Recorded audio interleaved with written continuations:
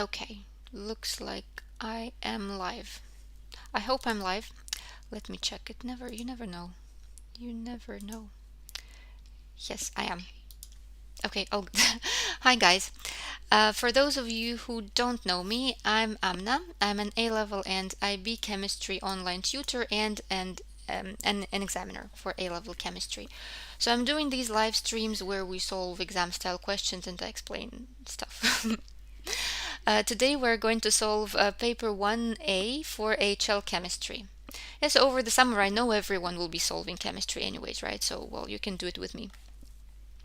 We'll just dive in. The paper is from Save My Exams. I will link it below. Obviously, if you're watching live, which you probably cannot because I set it to private. Of course, you cannot watch it live, but I don't know how to change it.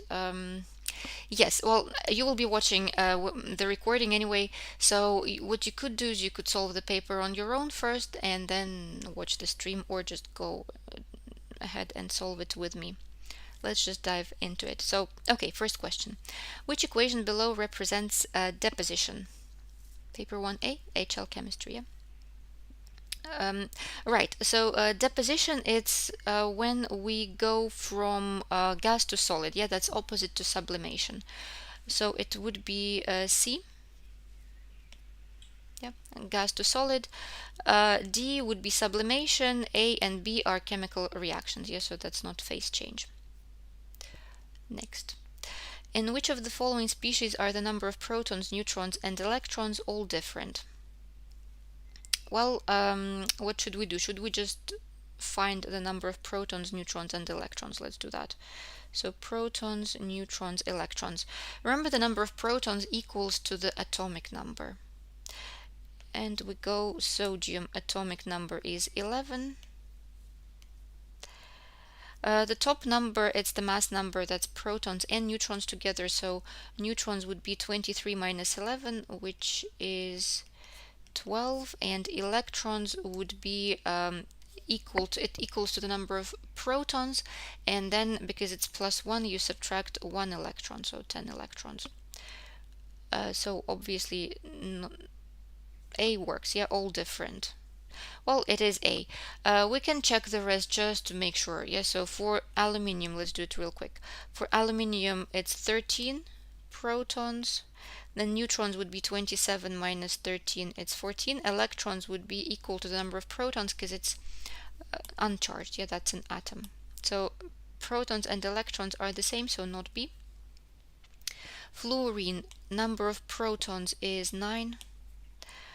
Neutrons 19 minus 9, so 10. Electrons would be 9 plus 1 because the charge is negative 1. So 10, again, not C because 10 and 10 neutrons and electrons. And sulfur, 16 protons, 32 minus 16, so 16 neutrons and 18 electrons because the charge is 2 minus. Well, obviously you don't have to do it like this in the exam, but now we're kind of practicing, so we can just do it. There are 6 unpaired electrons in atoms of element Z. What could element Z be? 6 unpaired electrons. Well, we should write down the electron configuration and then see. Maybe we'd have to draw arrows in the boxes. Yeah, probably we'd have to do that. Well, let's start with sulfur. So we need 6 unpaired electrons. So sulfur has 16 electrons. How do I know it? Well, again, from the periodic table. Yeah, we said that it has 16 protons, which means that it has 16 electrons. The configuration would be 1s2, 2s2, 2p6, 3s2, 3p4. Yeah, 10, 12, 16. And the only part where you could have unpaired electrons is in 3p4, but even if they all were unpaired, you'd have 3 unpaired, not 6 anyways. Yeah, so it's not A. If you want to do it properly, if you can't see that it's 3 and like not 6 unpaired electrons, you should write arrows in the box notation. Well, let's maybe do it for sulfur just to show it once. Yeah, so for sulfur, 1s, s is always 1 orbital. 2s, an orbital is a square, right? P is always 3 orbitals, so it's 3 squares. 3s and 3p, 1, 2, 3. And then we do we fill in the electrons. So 1s2 up down, 2s2, 2p6. For p we fill them in one by one first. Well, obviously if you know that it's filled, then you don't have to do it like that. 3s2 and then 3p4. So 1, 2, 3, and then you start pairing. So sulfur has 2 unpaired electrons, not 6. Iron. Iron is 26 electrons. So 1s2, 2s2, 2p6, 3s2, 3p6, 4s2. Remember 4s2 and then 3d. 3d, okay, let's count. 10, 2 plus 2 plus 6, it's 10 plus 2 plus 6 plus 2 is 20, so 3d6, so that I have 26 electrons in total. The only, like, 4s2 is paired, right? So the only place where we can have unpaired electrons is in 3d6. Well, let's draw that one out and see if we have 5 electrons unpaired. Probably not, yeah. D has 5 orbitals, so 5 squares. 3d6, 1, 2, 3, 4, 5, 6. So iron has 1, 2, 3, 4 unpaired electrons, so not iron. Carbon, very unlikely. Yes, carbon I would not even write down because carbon has 6 electrons in total, and well, they can't all be unpaired, right? So not carbon. And let's do chromium. Well, should be chromium, but remember that chromium is an exception, so let's write it out. So chromium, it has 24 electrons. And if I were to write electron configuration for chromium following Aufbau principle like how I just did, I would do 1s2, 2s2, 2p6, 3s2, 3p6, 4s2, 3d4. But then remember that chromium is an exception. So instead of having 3s2, 4s2, 3d4, it would have 4s1, 3d5. If my stream wasn't private, I would have asked you, do you remember the other exception? The other exception was copper. It would have been 4s1 3d10 instead of 4s2 3d9. Yeah, so it is an exception. Why? I don't know. They say that exactly half-filled 3d has extra stability, so electron is promoted from 4s to 3d, but like who knows? It doesn't matter. We know it's an exception. And now these are unpaired, right? So, well, let's draw it out. Obviously, up to this point, everything is paired, right? So all of these subshells are full, but 4s, 1, and it has 1 electron, 3d5, 1, 2, 3, 4, 5. So 1, 2, 3, 4, 5 electrons we fill one by one first, and here they are. There they are, your 1, 2, 3, 4, 5, 6 unpaired electrons. Takes ages, right? We spent like 3 minutes on this question, maybe more. In the exam, you don't have 3 minutes. You should spend less than less than 1 minute. And I would exclude carbon right away. I would exclude sulfur because if it's 3p4, you see that that's 3p is the only place where you can have unpaired electrons, and even if all of them were unpaired, it would have been 3.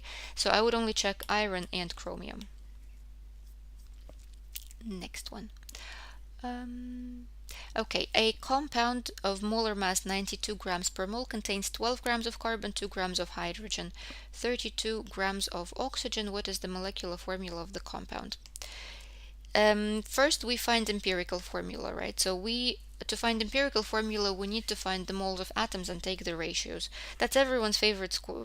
Everyone loves these questions, and everyone solves them. So you should too, because you have to solve at least the questions that everyone does, yeah, so that you're not behind the grade boundaries. Okay, so carbon is 12 grams, hydrogen is 2 grams, and oxygen is 32, and we divide by relative atomic mass. For paper 1, we could just say that carbon is 12, but remember, for paper 2 and for paper 1b, you should take precise relative atomic masses. Yes, I will now round it to 12 just to make it faster. Hydrogen is 1, oxygen 16. Yeah, hydrogen 1, oxygen 16. And we, okay, so it's 1, 2, and 2. And so C H2O is the empirical formula. C1H2O2, I mean, not O2, is the empirical formula, which is a weird one, to be honest. Yeah, usually that's really weird. Okay, but doesn't matter. That's the question, and that's empirical, but we're not asked about empirical, we're asked about molecular formula. To find the molecular formula, we do the following. So we find MR of the empirical formula. Again, I will round the relative atomic masses. So it's 1 carbon, 2 times 1, that's hydrogen, 2 times 16, it's oxygen. So it's, and you could use the calculator, because now we can use the calculator, and I will 46. 46. So then you divide 92, so that's the true relative, true molar mass or relative formula mass, and you do 92 divided by the molar mass of the empirical formula, so over 46, and you should get a whole number, which is 2 in this case, right? And then you multiply all the indices of the empirical formula by 2. If you didn't get the whole number, something is wrong. Yeah, then your empirical formula is wrong. Always should be a whole number. So C2H4O2 is the O4. O4, yeah, so 2 times 2 is 4, 2 times 2 is 4. That's molecular formula. And then the answer is D. Again, should be 1 minute. Okay, I'll show it like this, then I'll scroll up. An experiment conducted to calculate MR of an unknown gas of known mass. Measurements of pressure, volume, and temperature are taken during the experiment. Which conditions of temperature and pressure would give the most accurate value for MR? Right, so what is this question about? This question is about ideal gases, right? So whenever we're calculating molar mass, we would have to, from pressure, volume, and temperature, we would have to use PV equals to nRT, which is an ideal gas expression. And that ideal gas expression we can only use for ideal gases. So if the gas is not ideal, the equation would be wrong. And remember, at which conditions do we say that our gases behave as ideal? So for pressure, it must be low pressure, right? So because at low pressure, you have a large volume with a small number of molecules, yeah? And then if you have low pressure, it means that you can neglect the volume of the molecules. Okay, so we say that, okay, if you have a 1 cubic decimeter container, all that container is available for molecules to move. If you have high pressure, you have a lot of molecules in that volume, and then you cannot say that molecules don't have the volume, right? Because they would occupy a significant part of that volume of the vessel. So ideal gas, our approximation of ideal gas, which says that molecules are volumeless, would not stand. So pressure must be low. Yes, and we say which conditions of temperature and pressure would give the most accurate value. Yeah, so we're choosing the conditions at which gases behave as ideal. So I would choose low pressure. Now let's think about temperature. If temperatures are high, we can say that molecules move fast, and so they overcome intermolecular forces really easily.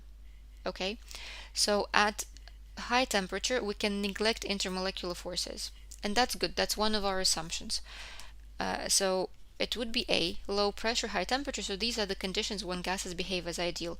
Imagine if you have water vapor, for example. Well, water vapor we can easily approximate as an ideal gas, right? And use PV equals to nRT. And when is water a vapor?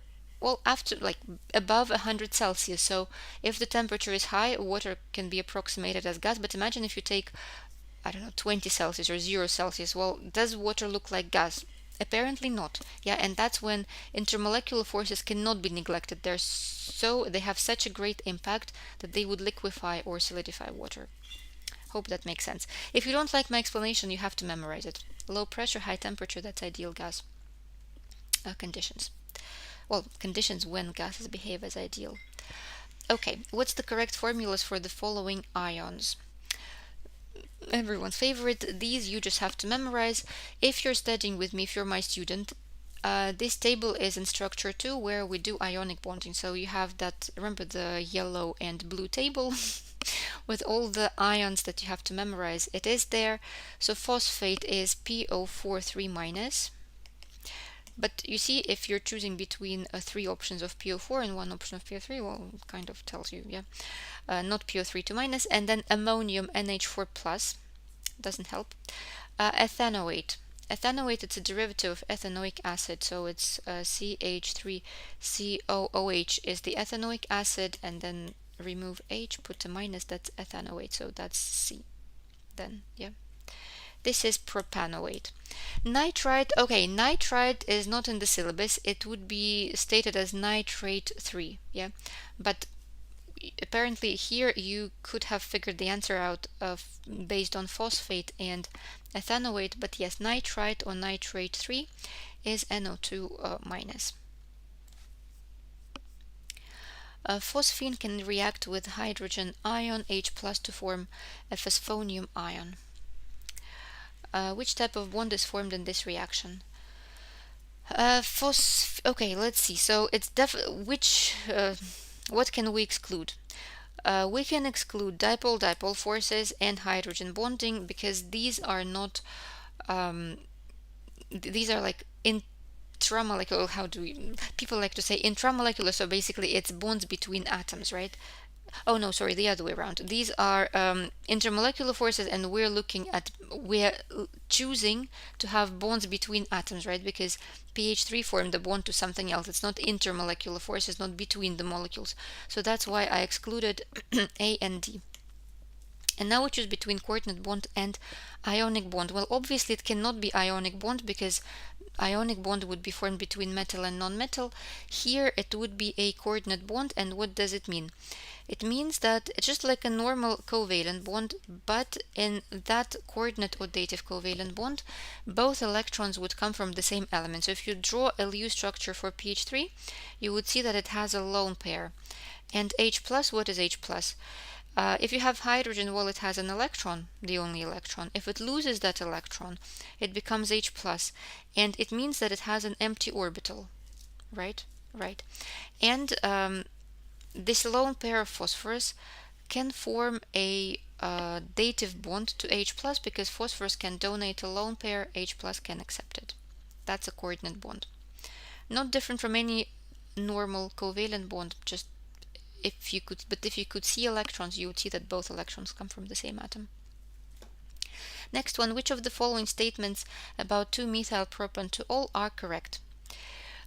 Let's maybe, oh yeah, in this question there is a typo. The total number, they meant valence electrons here.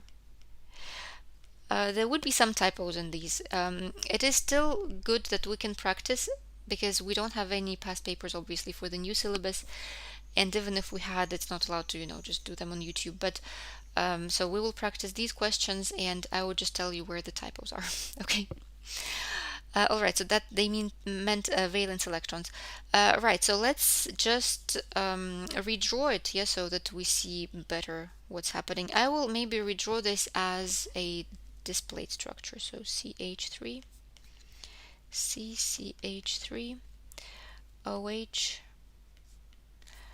Okay, so that C is here, right? Then this CH3 is there. CH3 and OH are both attached to the blue carbon, and then the other one is CH3. So this is my displayed structure. You don't have to do it if you can see the structure right away, but I prefer to redraw it so that everyone sees it. Remember, each carbon has to have 4 bonds. All good, yeah. The structure contains 16 bonding pairs of electrons. Well, let's see, bonding pairs. So we have 1, 2, 3, 4, 5, 6, 7, 8, 9, 10, 11, 12, 13, 14. So 1 is wrong. If 1 is wrong, well, yes, of course, remember there are 2 lone pairs on oxygen, but they're not bonding. Yeah, those are non-bonding pairs. So 1 is wrong. If 1 is wrong, should be C, but let's check. So OCC bond angle is 109.5. OCC, so that or that. Yeah, bond angle is 109.5, and that's correct. Why? You can never find the angle based on how you drew it out, right? So this is not 90 degrees, this is not 180. To find the bond angle, you have to look at the shape. Yeah.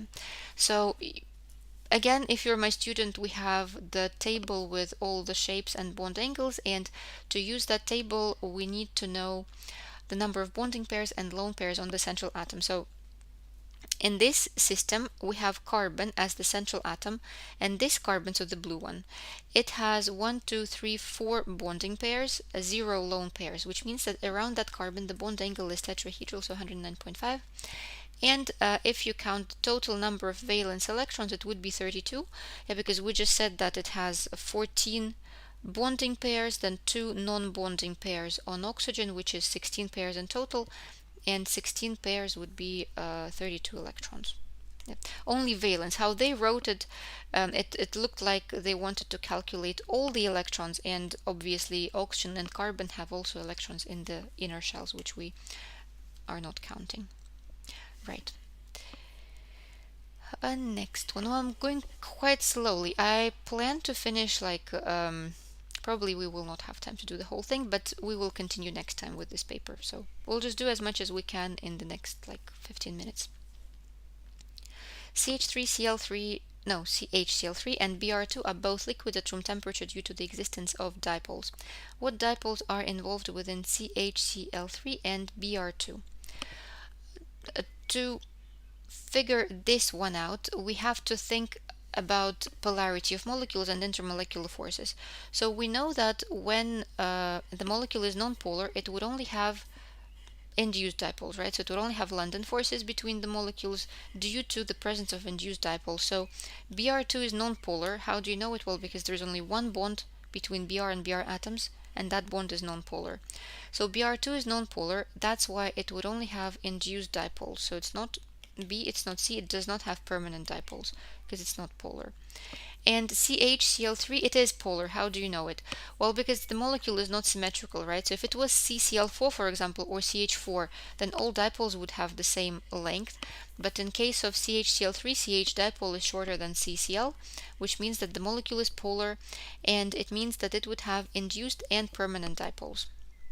So D.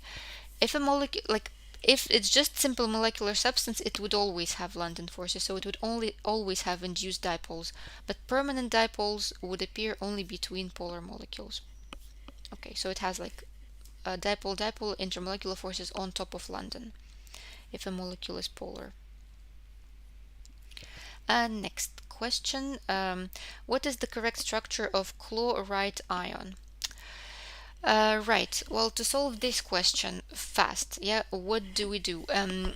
What we could do, and I recommend you do that, the first and the fastest way to do it is to first exclude some options where side atoms don't have an octet. Yeah, because in Lewis structures, in IB at least, I don't know about all boards, but in IB, side atoms must have an octet. So let's exclude some of the options.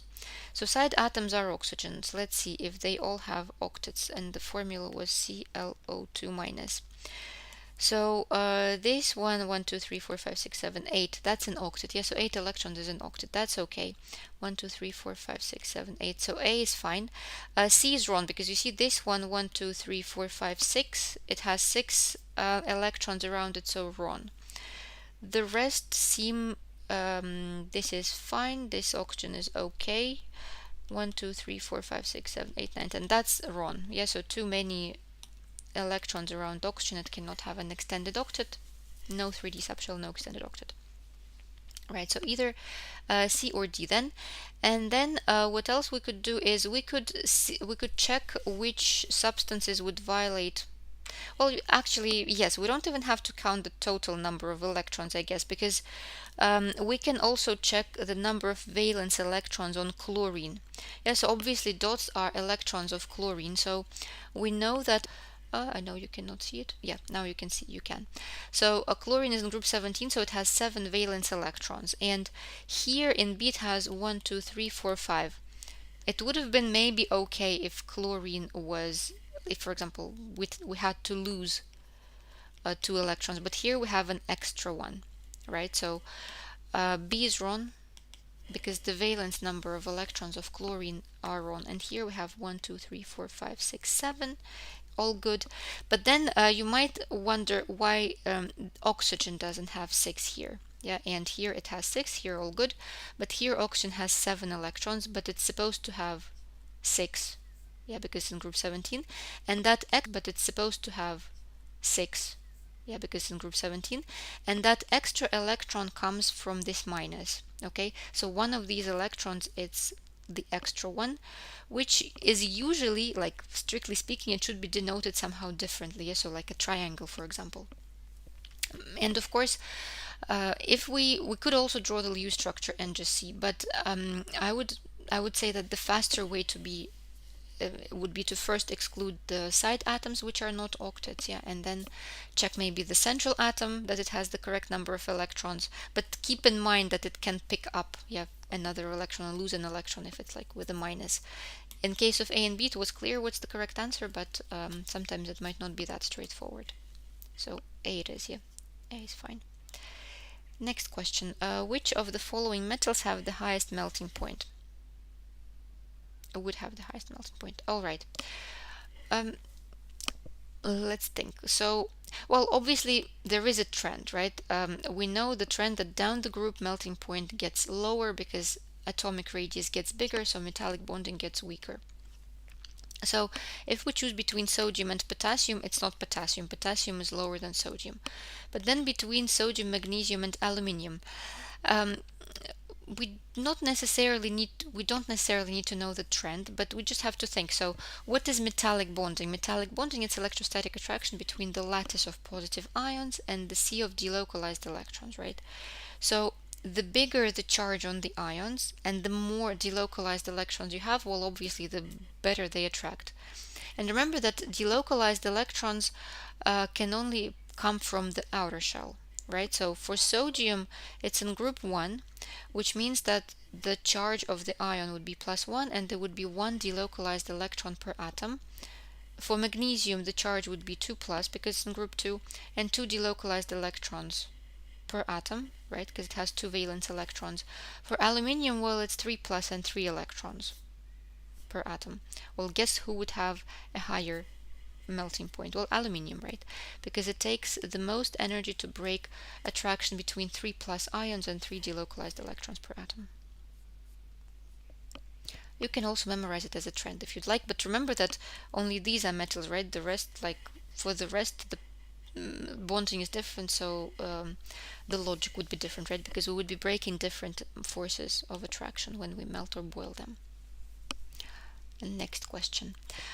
Which type of bonding can be described as the electrostatic attraction between positive nuclei and electrons and occurs by sharing of electrons?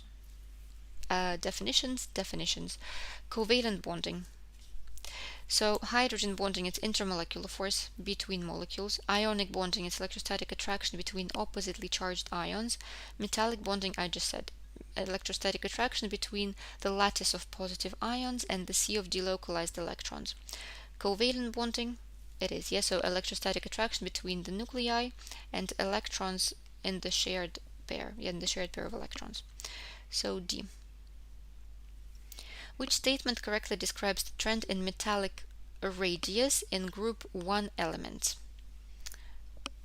Metallic radius, all right, from sodium to rubidium, these guys, well, to rubidium.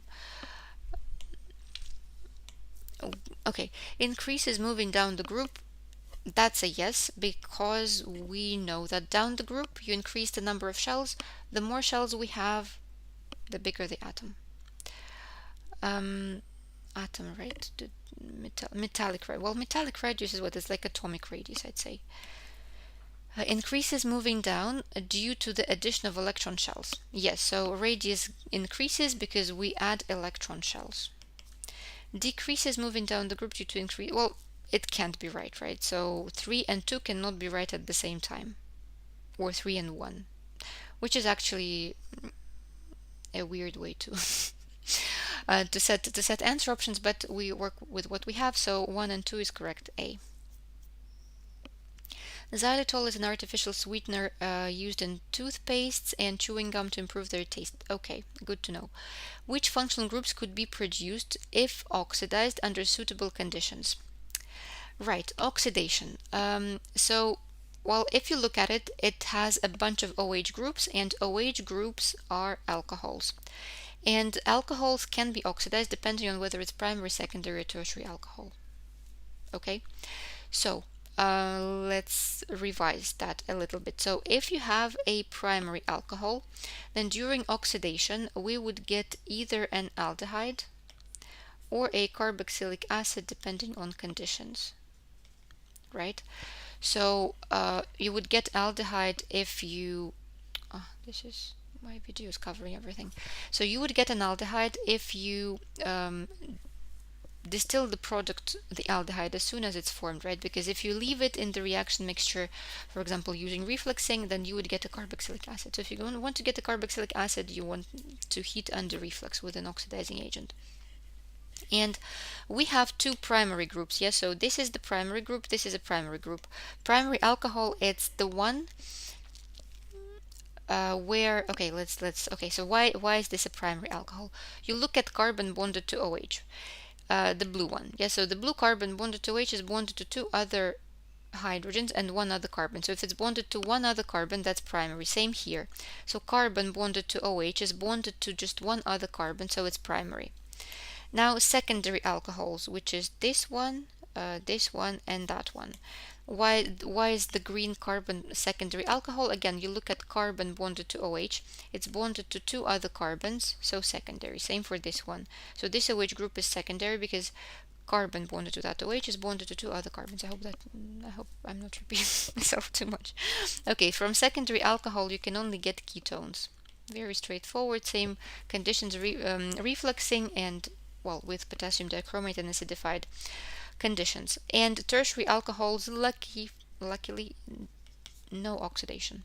We don't have tertiary groups here, but just as general revision. So from primary, we would get aldehydes and carboxylic acids. From secondary, we would get ketones. Alkenes, no alkenes. Why would we get alkenes?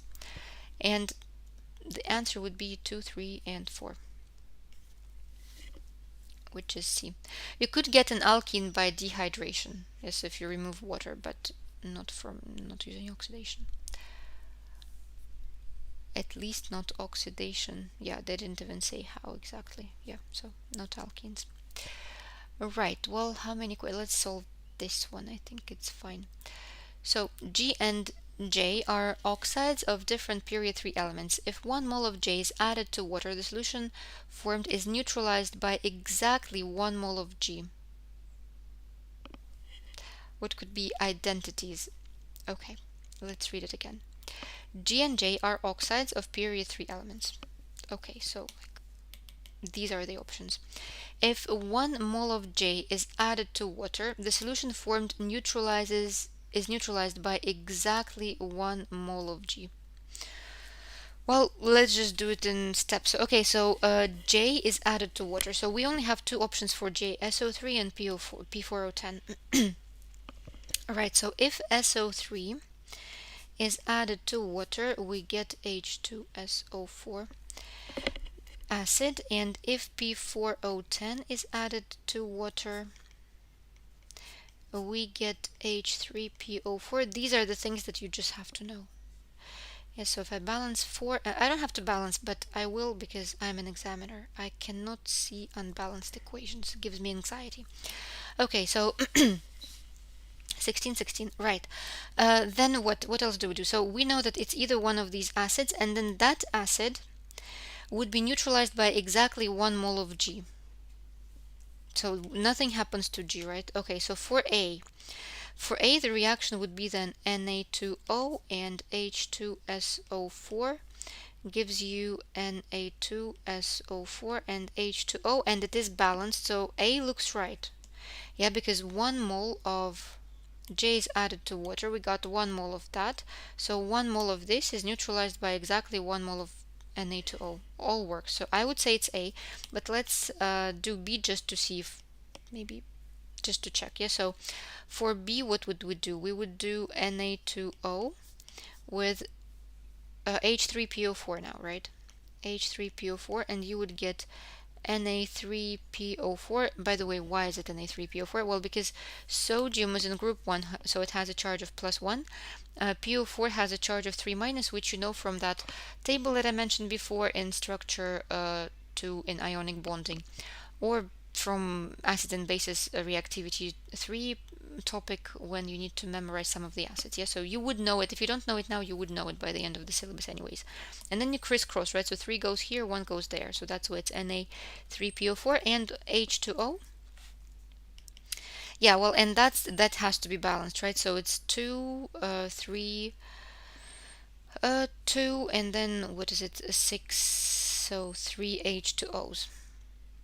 Right? So 1 mole of H3PO4 is not neutralized by 1 mole of Na2O. The ratio is 3 to 2, so no, not B. Well, and you can check the rest. Yeah, you can check C and D, and you would see that it would not work out like that. Yeah, so the only option where you get 1-to-1 ratio would be A. Okay, I hope that's fine. Next one.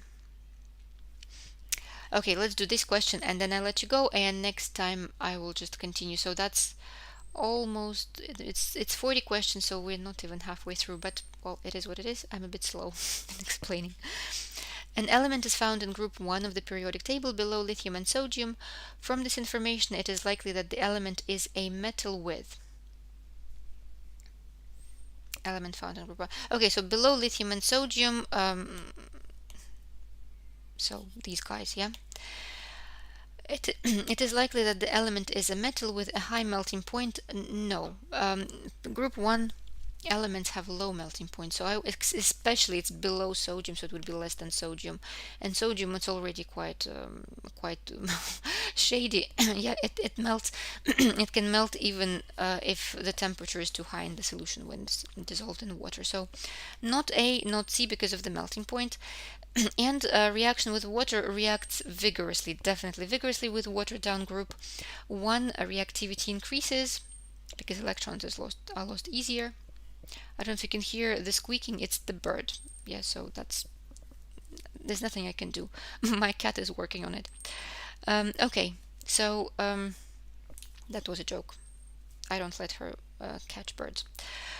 Right, so down the group, reactivity increases, so reaction with water becomes more and more vigorous. We have to stop here because I have to go. I have a lesson, yeah, so unfortunately I have to stop, but I will continue from there next time, and we would finish it hopefully in the next lesson. All right, well, I hope it was helpful. I appreciate any feedback. So if you have feedback about the time of the streams, if you want to attend live and you have like certain times where it works best for you, you can send me a message. If you have any requests on topics that I should do, you can also send me a message. If you need lessons with me, I'm teaching one-on-one online.